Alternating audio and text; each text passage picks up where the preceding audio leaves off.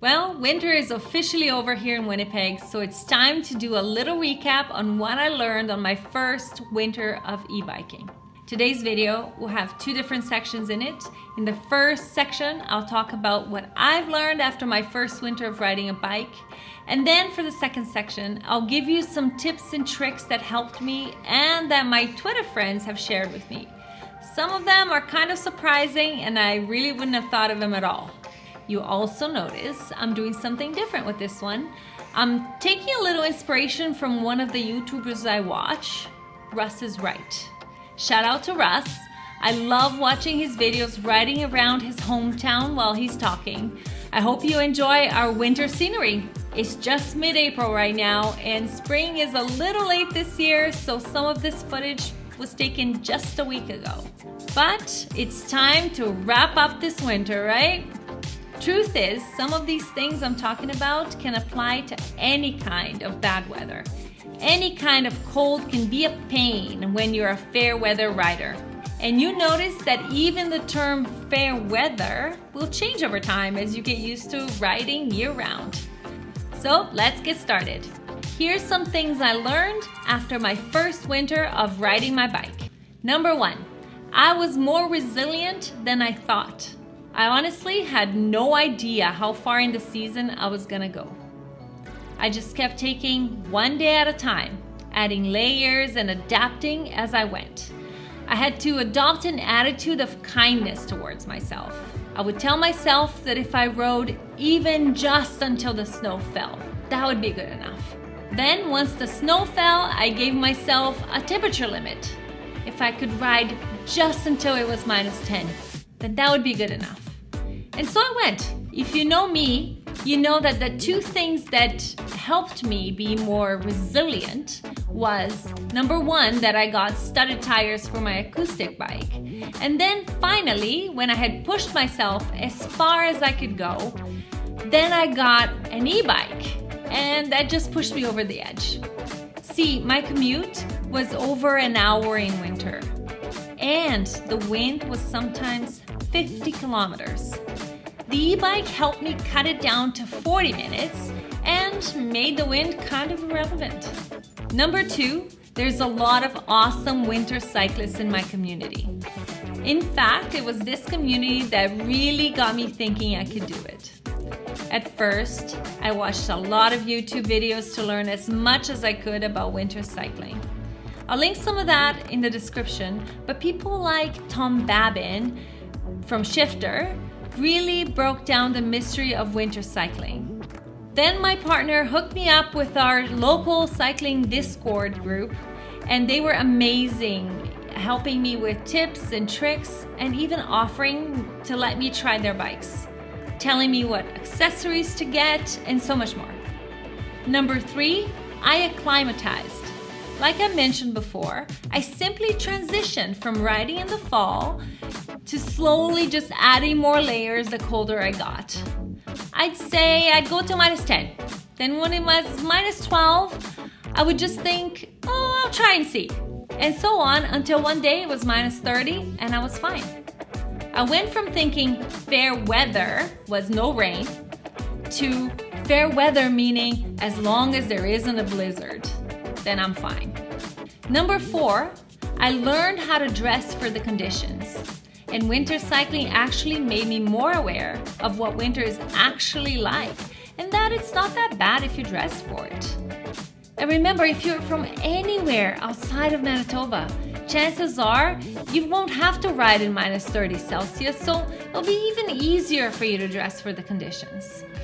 Number five, I learned to advocate for myself. I quickly learned that if the trail that I take to work isn't cleared, I need to communicate that to the Public Works Department in my city. It was actually quite impressive that they usually respond on the same day, and for the most part, they address the issues quite quickly. In other more advanced cities and countries, people don't have to do that, but I find that to be the case in most of North America, at least. That if you want your city to care about you, you have to speak up and speak often. Number six, I became a better car driver. Though we went to one car this winter, I still do drive a car, though far less than before. But now when I drive, I'm driving a little slower, giving myself a little more time to get places. I'm more aware of my surroundings, especially of pedestrians and cyclists. I'm also more patient in gridlock situations because at that point I'm thinking, would have been easier and faster if I had gotten on my bike. In fact, just yesterday, we were stuck in a gridlock and watched a cyclist pass all of us using the diamond lane. Just brilliant. There were also cars using the diamond lane illegally, though, which brings me to my next point. Number 7. It seems that drivers are more angry in winter. I get it, winter isn't any fun, but the amount of angry drivers that I experienced this winter is truly astonishing. I'm not sure if it's because the commute takes longer in winter and people just want to get home, but I found that especially on my drive home, it was really hard not to be defensive. You see, a lot of our bike infrastructure is basically the shoulder with a bicycle painted on it. So in winter, the snow gets pushed onto the shoulder and we're left with no recourse but taking the lane. And yes, a lot of people will tell you to take the lane, which I did, but from drivers then passing you way too close to the lunatic that passed me on the right here. There's really no winning against these guys in winter. So we're often forced to take a longer route if it means being safe. What a lot of drivers don't realize is that for every bike that they see on the road, it's just one less car in their way. And these are our vehicles, our means of transportation. We're just trying to get somewhere. We're not trying to radicalize you, but they are inevitably radicalizing us. Number 8, you realize just how much your city cares about cars. Don't get me wrong, I don't hate cars, but we could all use a little less exhaust, a little less pollution, a little less noise. Yet, the priority in infrastructure is given to motorized vehicles instead of active transportation. In a city like Winnipeg, where road repair and reconstruction happens every single year, wouldn't it be smarter to just add a protected bike lane every time you have to rebuild a road? It would save so much money in repairs because bikes don't damage the roads the way heavy vehicles do. Consequently, more people would ride because the number one reason people may not ride bikes isn't because of weather, but because of fear. So more protected bike lanes would mean less traffic, and less traffic would benefit everyone. Chances are, if you're watching this and you made it this far, it means you don't hate cyclists and you do give them a wide berth when driving past them. So this would be a really good time to ask you if this is the kind of video that you'd like to see, then please consider subscribing.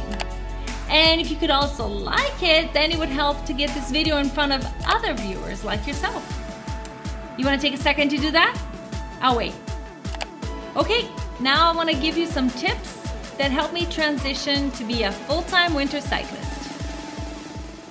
Okay, so I want to give you a few of the tips that helped me transition into full-time winter cycling. The first thing is to get used to being outside. So get dressed, get warm, and go for a walk. See how it feels to be out in the cold air and how it makes you feel once you get back inside. The next tip is don't get started in the middle of winter. Get started when it's warm outside and you can slowly build up to being a little bit colder each time and get used to putting more layers on as you go. While it's still warm outside, make sure to check out the different routes to take to get where you're going so that you have a backup plan. Once it starts getting colder, set yourself a temperature goal. And then when you hit that temperature, then add another layer and see how that feels. And then see how it feels on the days that you don't ride your bike. Do you miss the free exercise or does it not matter to you? For me, what I noticed is that I really missed the exercise and I was extra grumpy on the days that I didn't ride my bike to work. So then I had to decide, do I want to be cold or do I want to be grumpy? Give yourself some extra time and tell yourself that it's okay to turn around if it's really bad. It's okay to take an Uber. It's okay to take the bus. I did that. I told myself that every day over and over. I would always tell my partner as I was leaving the house, I'll be back if it's bad. And I never really came back because I didn't mind being cold. I'd rather be cold than grumpy. Connect with other winter cyclists in your city. Trust me, there's someone out there who's doing that and who can help you transition from being a fair weather cyclist to a full-time winter commuter.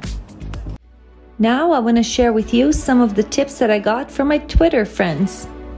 George says, it's not as crazy as you think. Merino wool is your friend. Think Value Village.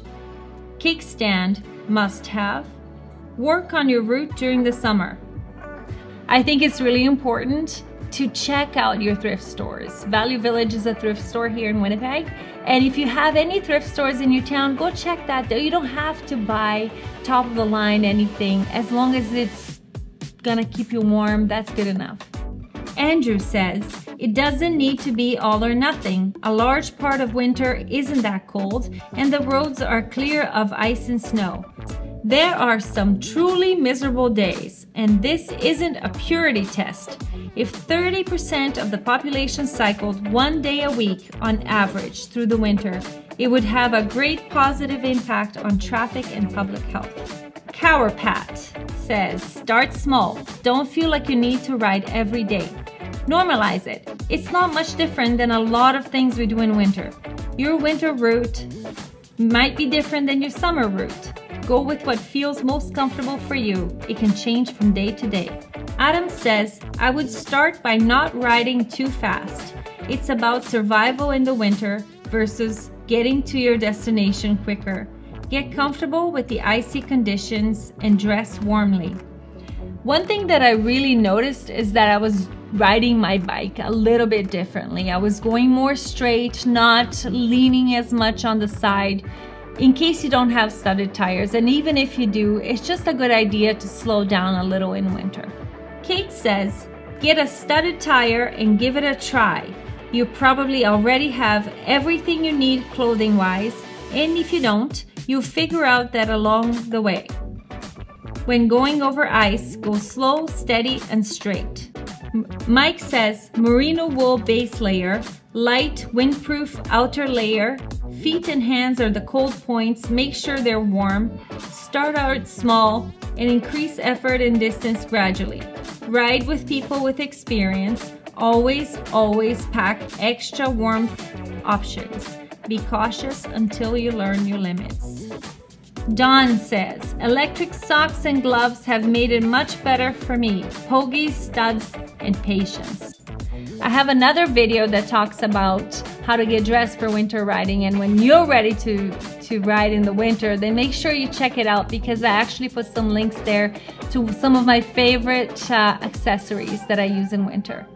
Mike says, bike shops are a great resource for advice. Watch YouTube videos and read articles. Go for a group ride. I help guide for Northern Bicycle called the Northern Adventure Club. Beginners are welcome every second Wednesday. So there you go. Chances are there are other cycling shops in your town that do these group rides. Make sure you connect with them. They're a great resource. Make sure to support them. Suzanne says, get good gear so you can skip the cold and uncomfortable stage. Wide Set Keniston says, take the lane. Car Dependency Index says, absolutely. Force drivers to use the other lane if they decide to pass you, and if there are two lanes in the same direction and one has parked cars sometimes, I've taken to just riding in the left lane. Feels safer than merging a bunch of times. Maureen says, it took me several winters to build up confidence. I started with short distances close to home at non-peak times on the weekend. Yes, no turning or braking on ice. Learned that the hard way.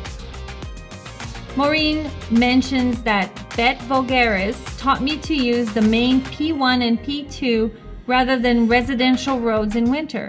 Yes, they have higher volumes of vehicles, but that also means they are clear to the pavement. Residential roads are rutted with ice. It takes some practice to get comfortable, but no going back. I did talk to Maureen about this too, and she actually uses a diamond lane in a busy road because diamond lanes are reserved for buses and cyclists. Good for you, Maureen. I'm still a little bit too nervous to do that, and thankfully my ride to work is half on protected paths, so that makes me feel a little bit safer. Jay says, figure out where there are places on your route so you can stop and warm up just in case the weather changes and you don't have the right clothes. This isn't always an option, but I highly recommend that you do. It's part of that whole planning during the summer to ride as late as you can. Car Dependency says, I'd actually advise against riding on busy high-speed car infrastructure in winter if you're new to winter cycling. Maybe if you're new to cycling in general. It can be difficult to coordinate watching the road conditions and watching out for cars at the same time. I could not agree more. Make sure you are taking something a little bit easier to get you started, an easier route. Like I said, it's all part of like that planning ahead in summer while the weather is nice, so that you don't get stuck in winter trying to figure out a better route. Mauricio says, very cool. It's not scary, stay cool. Give yourself extra time. Plan your route and embrace the diamond lanes where possible. Don't forget your chapstick or deodorant. Goggles, both in winter and summer. It increases enjoyment of cycling 110%.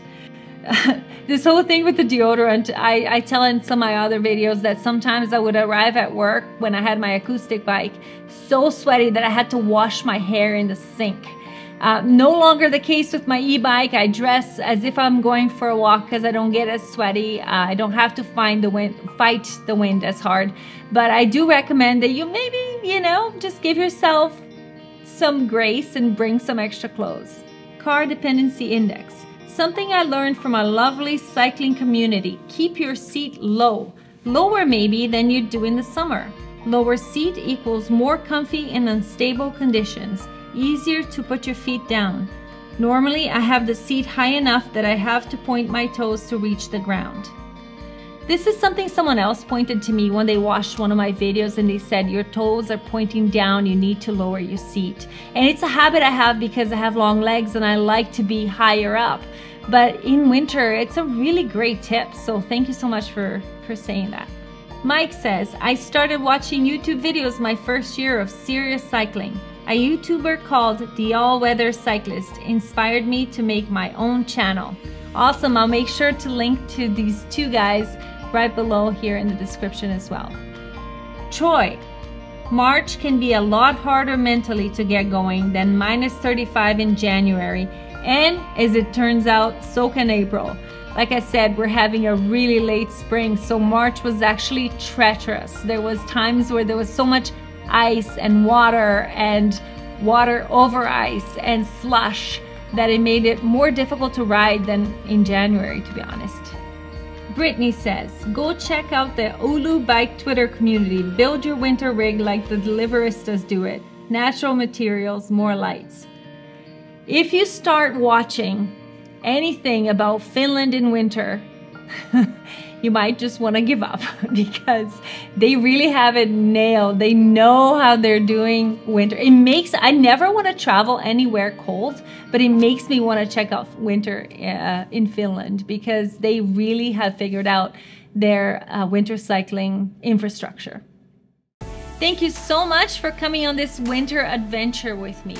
It's been so fun sharing everything that I learned and learning so much from all the comments that I've received. If you have anything that you want to share, make sure to comment below and stay tuned because we have some awesome rides planned for the summer.